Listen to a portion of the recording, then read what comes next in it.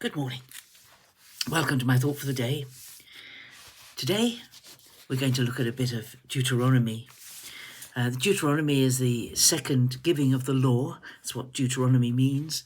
A lot of it is repeated, but it's a recap, as it were, made by Moses as the great company of people that he'd led for 40 years through the wilderness were preparing to enter the promised land, and he was not going to go in with them. And he's talking all about what God has done and what he's going to do, and giving the law a second time. And I'm going to read a bit from Deuteronomy 11, starting at verse 8. You shall therefore keep all the commandments which I command you this day. This is the Lord speaking. That you may be strong and go in and take possession of the land which you are going over to possess, and that you may live long in the land which the Lord swore to your fathers to give to them and to their descendants, a land flowing with milk and honey. For the land which you are entering to take possession of it is not like the land of Egypt, from which you have come, where you sowed your seed and watered it with your feet, like a garden of vegetables. But the land which you are going over to possess is a land of hills and valleys, which drinks water by the rain from heaven, a land which the Lord your God cares for. The eyes of the Lord your God are always upon it, from the beginning of the year to the end of the year. So he's writing to these people, and remember, they'd been brought out of Egypt. And the description here of Egypt being a place where you sowed your seed and watered it with your feet sounds a bit strange, like a garden of vegetables. But I think what he's saying is you had to carry water to your garden. You had to irrigate your garden in Egypt. You had to water by hand because it's a very dry place. Egypt is a hot, dry place, and most of the irrigation comes from the River Nile, and there are irrigation channels they dug and so on. So that was the land they'd come from. And remember, as they'd journeyed, they'd gone to Kadesh Barnea,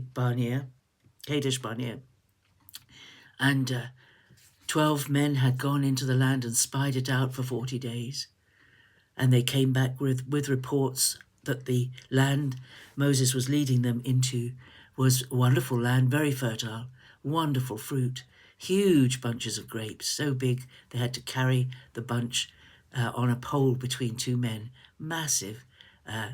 But then they said that the people there were terrifying. They were tall, they were giants, the fortified cities, and they didn't go in.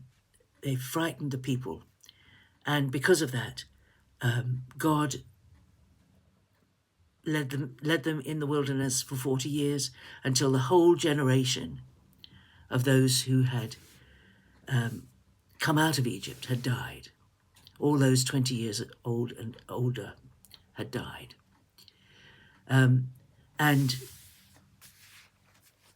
the youngsters didn't remember Egypt. Egypt was a desolate place. The desert was a desolate place where they journeyed. It was not fertile. It was not a beautiful place. It was dry and dusty, and their food was very restricted. But they were being brought into a land that was amazing by comparison. Absolutely amazing by comparison. They wouldn't need to irrigate anywhere. There would be rain from heaven. There'd be hills and valleys. It'd be an absolutely glorious place that they were going into. Very fertile. There would be grass in the fields, and there would be plenty to eat. There would be, and the verses go on. Verse 13. Verse 14 says, he will give the rain for your land in its season, the early rain and the latter rain, that you may gather in your grain and your wine and your oil. And he will give grass in your fields for your cattle, and you shall eat and be full. God was going to give them something far, far, far, far, far more wonderful than what they'd left behind. what they'd come from was nothing, like nothing, compared to the place that God was going to give them. And this is a picture of what you and I have received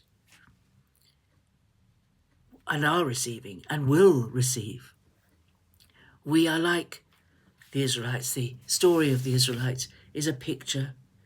It's a living picture of what God has done.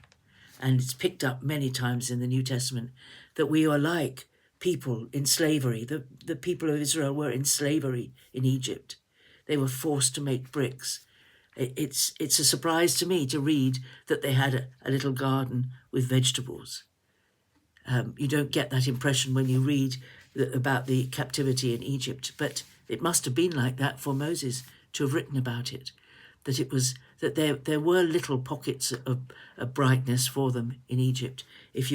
When you look at this, they had little places where they could grow a few vegetables. But they were slaves.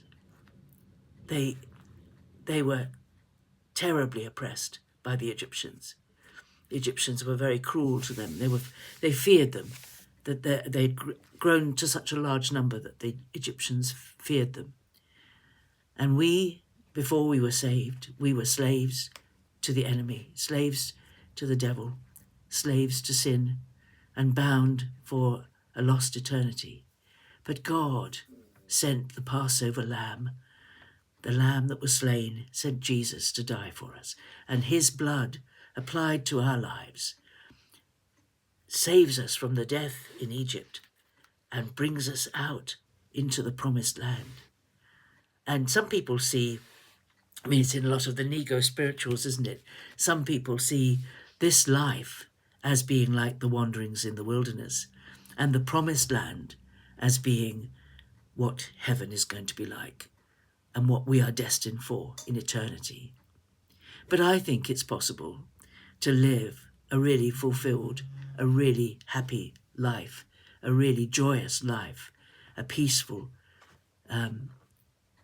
God-filled life here and now, that we don't have to wander in the wilderness. The wandering in the wilderness comes when we don't stand up to the enemy, when we think the enemy is too strong for us, and we think we can't beat him. But it's not us, it's Christ in us, and Christ has won the victory.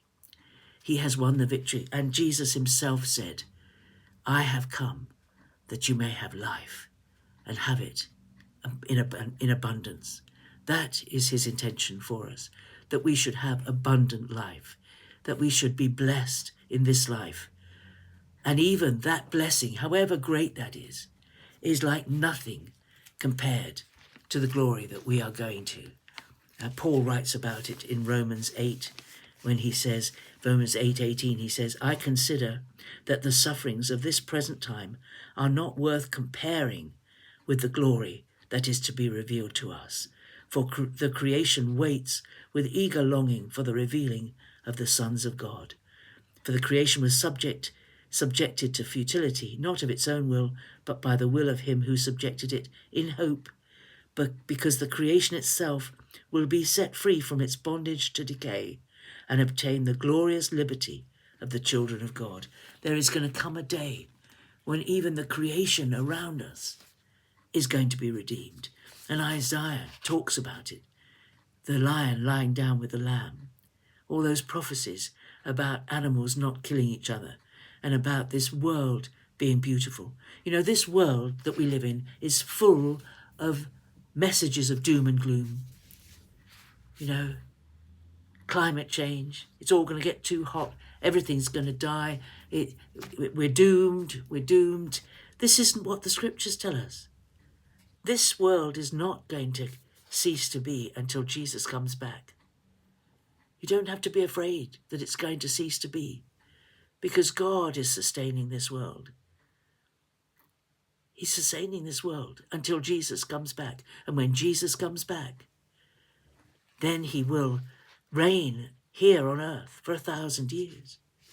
And after that, there'll be the new heavens and new earth, the eternity to which we are bound.